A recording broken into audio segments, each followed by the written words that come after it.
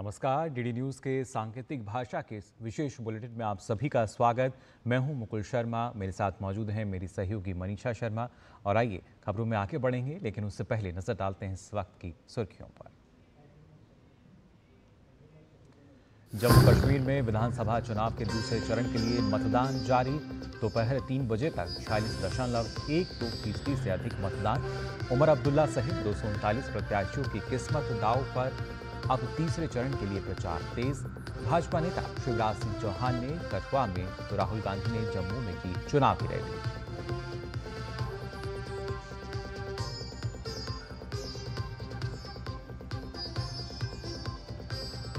प्रधानमंत्री ने सोनीपत के गोहाना में की जनसभा।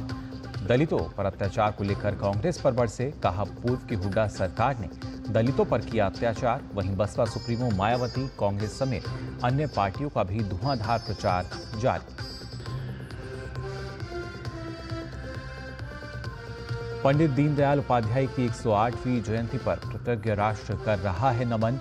उपराष्ट्रपति जगदीप धनखड़ ने सीकर में दीनदयाल जी की प्रतिमा का किया अनावरण। प्रधानमंत्री मोदी, अमित शाह, जेपी नड्डा, योगी आदित्यनाथ समेत कई नेताओं ने किया नमन।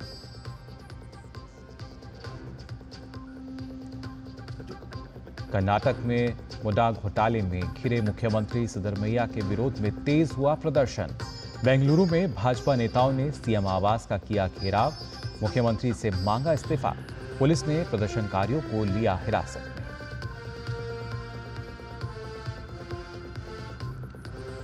श्रीलंका में राष्ट्रपति पद की कमान संभालते ही अनुराग कुमार दिसानायके ने संसद की भंग। 14 नवंबर को होंगे संसदीय चुनाव।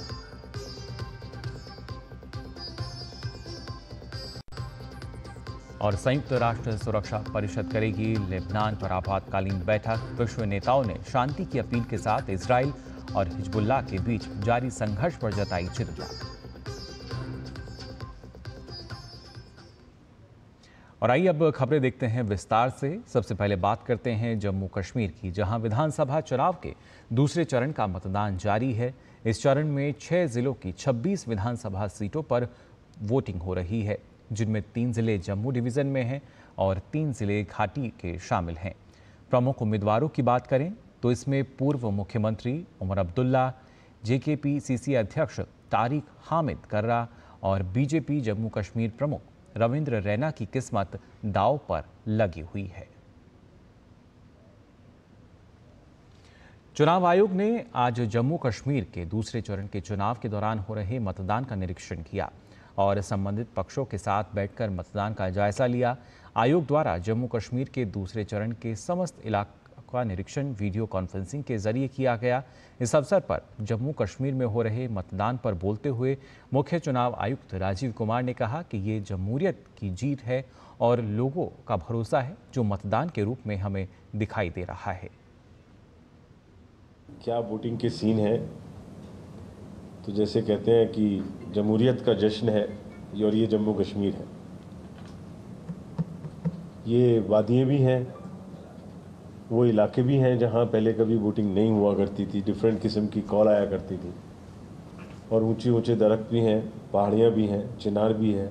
हर एक जगह में ऐसी जगहें भी हैं जहाँ खतरों के संकेत दिया करते थे।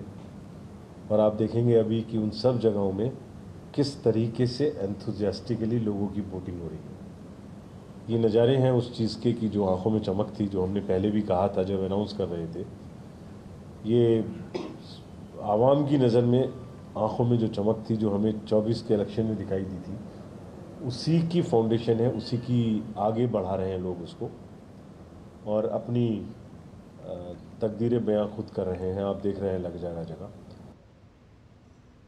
वहीं कटरा विधानसभा में भी मतदान जारी है। मतदान केंद्र पर मतदाताओं का उत्साह देखते ही बन रहा है। खासकर माता वैष्णो देवी के नाम से विधानसभा होने के कारण यहाँ के लोग ज़्यादा उत्साहित हैं।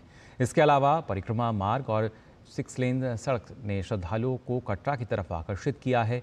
कटरा के आदर्श मतदान केंद्र पर मतदान करने आए स्थानीय लोगों से बात की हमारे संवाददाता धीरज कुमार ने।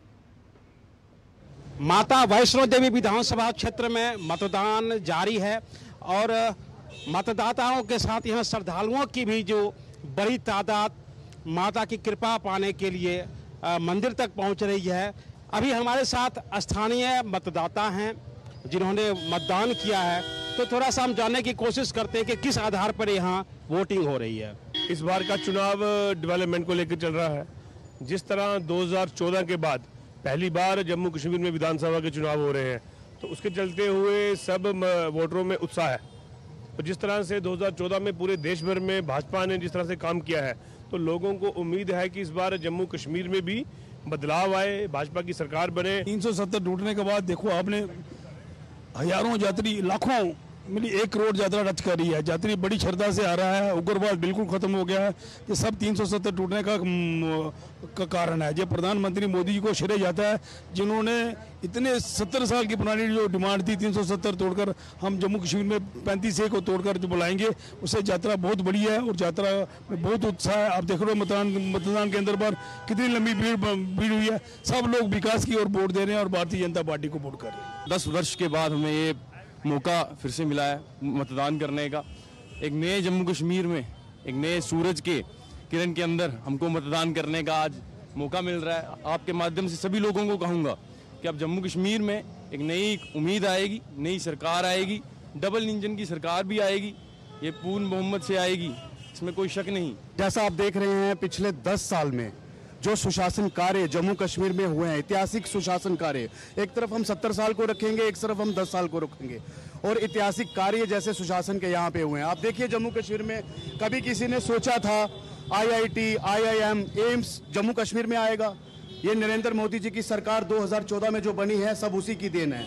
आप देखिए सुशासन कार्य जो जम्मू कश्मीर में हुए, ऐतिहासिक हुए हैं। तो लगातार जम्मू कश्मीर में दूसरे चरण का मतदान जारी है। कटरा मतदान केंद्र पर पेरिस ओलंपिक में देश का नाम ऊंचा करने वाले राकेश कुमार भी मतदान के लिए पहुंचे। जम्मू कश्मीर में 10 साल बाद हो रहे चुनाव को लेकर राकेश कुमार से बात की हमारे सहयोगी धीरज कुमार ने। पेरिस पारा ओलंपिक में देश का नाम रोशन करने वाले राकेश कुमार इस वक्त हमारे साथ मौजूद हैं। राकेश कुमार को ब्रांड एम्बेसडर भी बनाया गया है। क्या संदेश देना चाहेंगे आज जो दूसरे चरण का मतदान है इसके लिए? जय माता दी सर, मैं अपने सभी स्टेट के लोगों को, अपने दिव्यांगन भाइयों को, माताओं को, बहनों को ये रिक्वेस्ट करूंगा कि वो बढ़ चढ़ के अब इस इलेक्शन में हिस्सा लें, जो कि 10 साल बाद हमारी स्टेट में इलेक्शन हो रही है। बढ़ चढ़ के अपना वोट कास्ट करें ताकि एक अच्छी सरकार आए और एक अच्छा माहौल जो है वो जम्मू कश्मीर का बने। ये बताएं कि जो आपकी आप अपनी उपलब्धि भी बताएं कि किस तरीके से आपने देश का नाम रोशन किया है।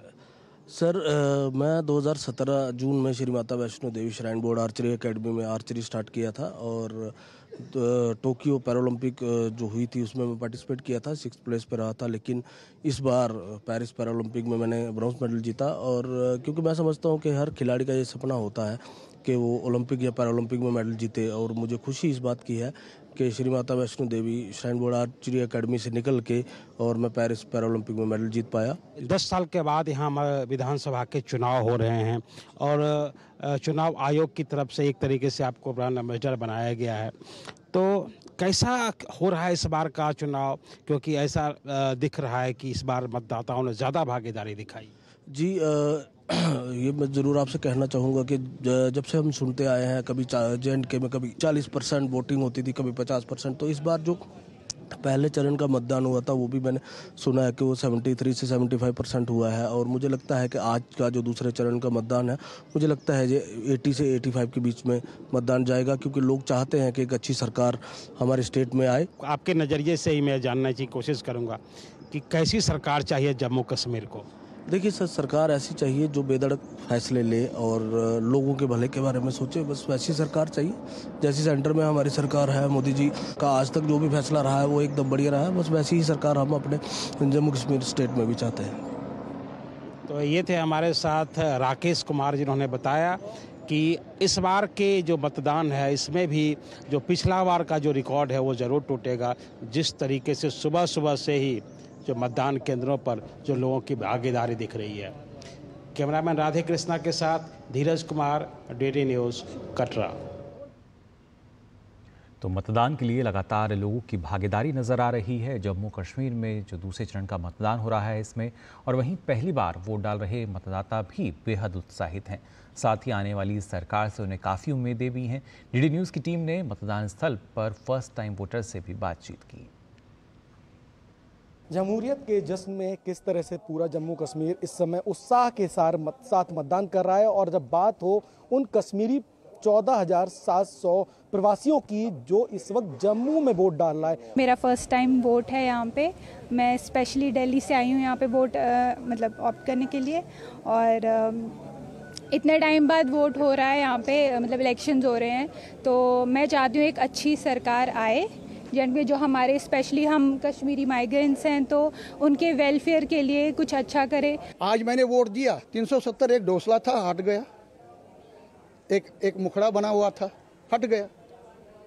अब जो लोग अब बोल रहे हैं वापस ले आएंगे, बोलिए ना, लोग वो भी हैं वो जो बोल रहे हैं वापस ले आएंगे। हम मुर्दे उखाड़ो, मुर्दे जितने उखाड़ने हैं आपने। अरे जो मर गया, इसमें क्या है। फॉल्स प्रोपेगेंडा 370 का के लिए किया जा रहा है इस इलेक्शन में भी। अरे अरबों रुपया जा रहा है, किस लिए जा रहा है? डेवलपमेंट हो रही है। Kashmir is connected with India in everywhere. अब वो गया क्या, 2 प्रधान, 2 निशान, 2 संविधान, वो गए। अगर अच्छे कैंडिडेट होंगे जो हमें समझ में आएगा, ये हमारी रखवाली कर सकते हैं, हमारी भलाई कर सकते हैं, हम वहाँ क्या कहते फिर कश्मीर में जा सकते हैं और क्या कहते वहाँ अपने घरों में रखते हैं, जो कि घर टूटे फूटे पड़े हैं वहाँ। तो उसमें भी गवर्नमेंट को हमारी मदद करनी है कि हमारे मकान फिर ठीक हो जाए। हम कहाँ रहेंगे? उस वक्त 11 अब मिल्टन मेरे घर पर आए, हमारी औरतें मंदिर में चली गई। हमने कूटे लाए, बड़े बड़े कूटे लाए, कहते वो दरवाजे के पीछे रखे, भाग गए घर से। क्या करते? ऐसी वहशत आई थी हमारे कश्मीर में। खाली शहंशाह पाकिस्तान बोल रहे थे। हम चाहते हैं कि कश्मीर में फिर भाईचारा हो। हम मुसलमान हमारे भाई हैं, वो जिस तरह हम पुराने वक्त में थे उसी तरह हम रहे। वहीं जम्मू में कांग्रेस नेता राहुल गांधी ने एक जनसभा को संबोधित किया। उन्होंने जल्द से जल्द जम्मू कश्मीर का राज्य का दर्जा वापस करने की मांग की। हिंदुस्तान की हिस्ट्री में पहले कभी नहीं हुआ है कि किसी स्टेट से हमने उनका अधिकार छीन लिया और स्टेट को यूनियन टेरिटरी में बदल दिया। पहली बार हुआ है, और मैं सही बोलूं तो ये कभी नहीं होना चाहिए। किसी और स्टेट के साथ ये कभी नहीं होना चाहिए। और मैं आपको यहां गारंटी देता हूं कि अगर बीजेपी ने आपको स्टेटहुड नहीं दिया तो हम विपक्ष में हैं, हम इंडिया गठबंधन का पूरा दम आपको स्टेटहुड दिलवाने में लगा देंगे। वहीं हरियाणा विधानसभा के लिए चुनाव प्रचार जोरों पर है। इस बीच प्रधानमंत्री नरेंद्र मोदी ने हरियाणा के सोनीपत में चुनावी सभा को संबोधित किया।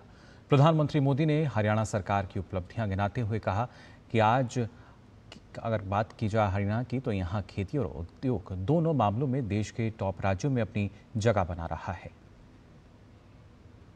भाजपा सरकार में हरियाणा आज खेती और उद्योग दोनों मामलों में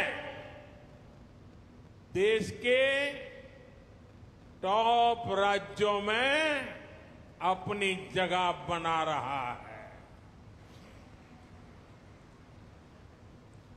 जब औद्योगिकरण बढ़ता है तो इसका सबसे अधिक फायदा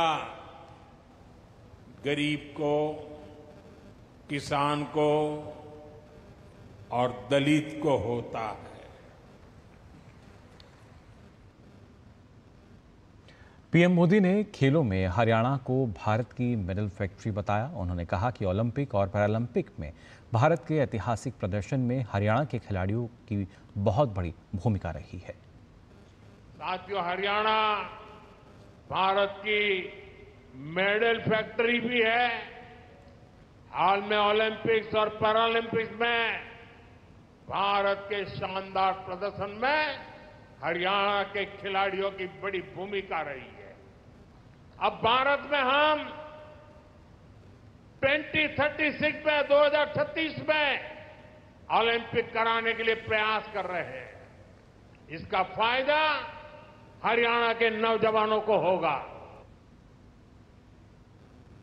और फिलहाल बुलेटिन में हम यहां रुक रहे हैं एक छोटे से ब्रेक के लिए, जल्द लौटते हैं।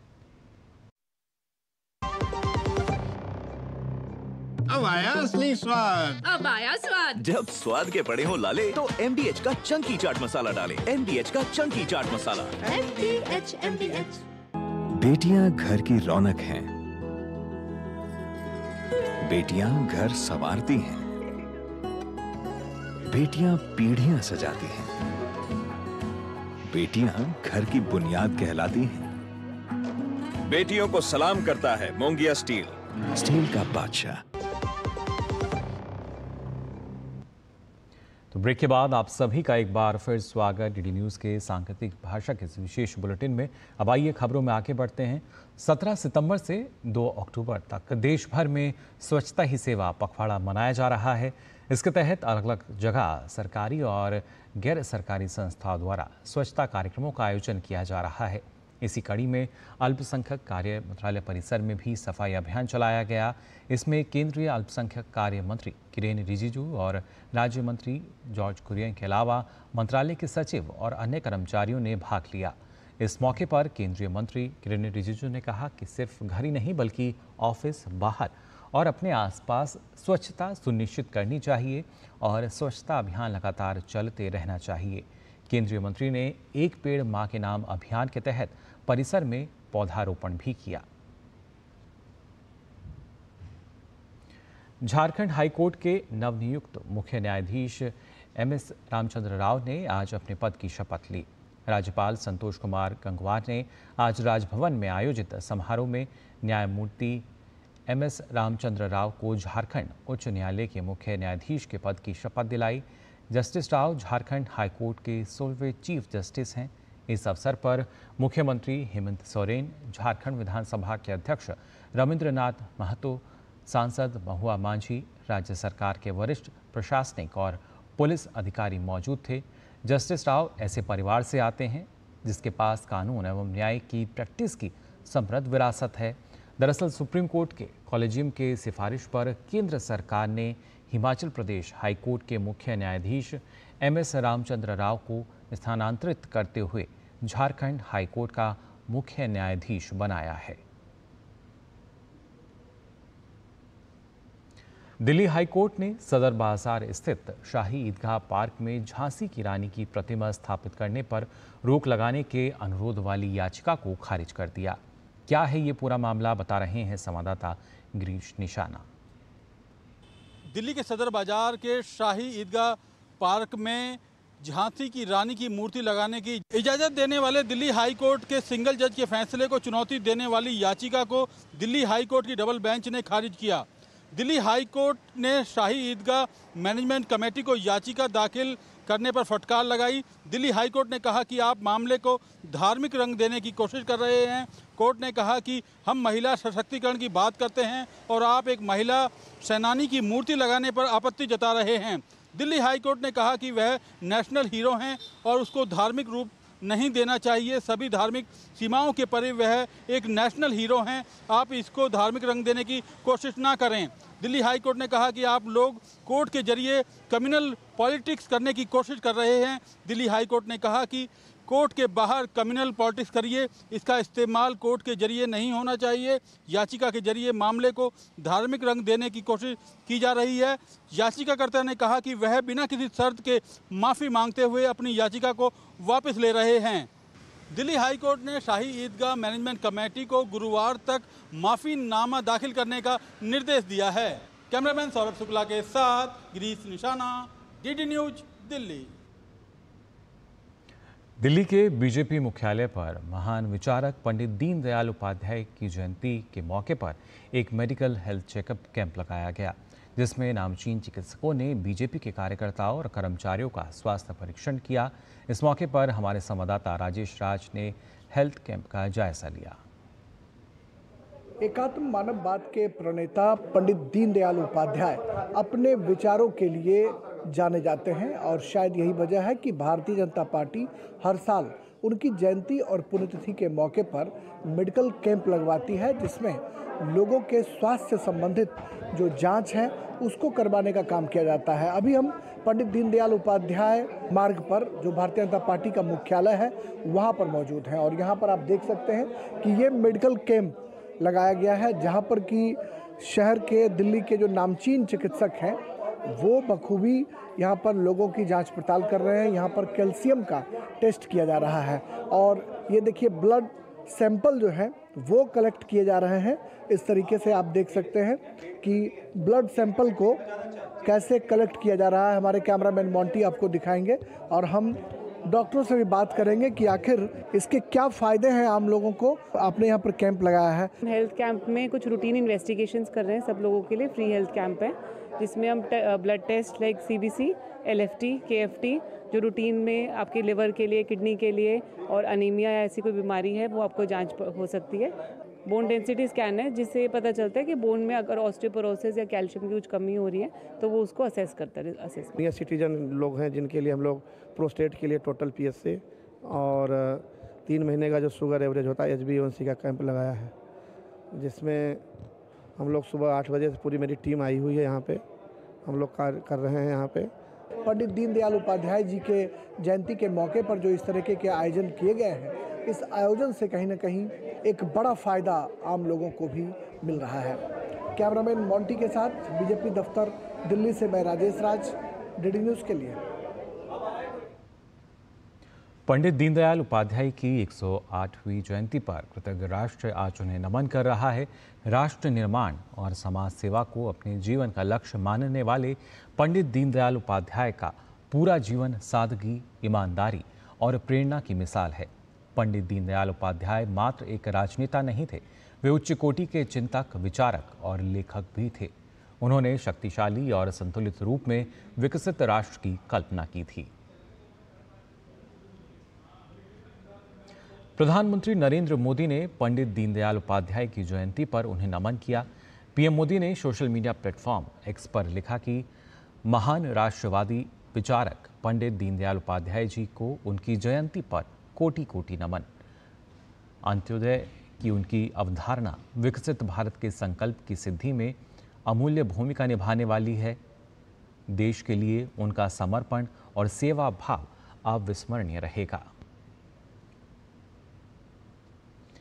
लद्दाख के पशु भेड़ पालन विभाग के निदेशक डॉक्टर इफ्तिखार ने द्रास का दौरा किया। भेड़ पालन निदेशक ने विभिन्न अवसंरचना परियोजनाओं का निरीक्षण किया और विभागीय अभिलेखों और क्षेत्र के प्रदर्शन की समीक्षा की। उन्होंने कर्मचारियों को उचित अभिलेख बनाए रखने के निर्देश दिए और क्षेत्र में पशुधन खेती को पुनर्जीवित करने के लिए एक मजबूत योजना बनाने पर जोर दिया। पशु भेड़ पालन विभाग के निदेशक ने द्रास क्षेत्र के जनप्रतिनिधियों और प्रजनकों से मुलाकात की, उनकी चिंताओं को ध्यान से सुना और उन्हें विभाग के पूर्ण समर्थन का आश्वासन दिया। देश में हर साल 8 अक्टूबर को भारतीय वायुसेना दिवस के रूप में मनाया जाता है। इस वर्ष भी भारतीय वायुसेना अपना 52वां स्थापना दिवस मनाएगी। वहीं आगामी वायुसेना दिवस पर भारतीय वायुसेना ने एक वीडियो साझा की है। इस वीडियो में भारतीय वायु सैनिकों की वीरता, प्रतिबद्धता की झलक दिखाई गई है। उनकी महान सेवा और त्याग हमारे आकाश की सुरक्षा सुनिश्चित करते हैं। तो फिलहाल के लिए सांकेतिक भाषा के इस विशेष बुलेटिन में बस इतना ही। मुझे और मेरी सहयोगी को दीजिए अनुमति। नमस्कार।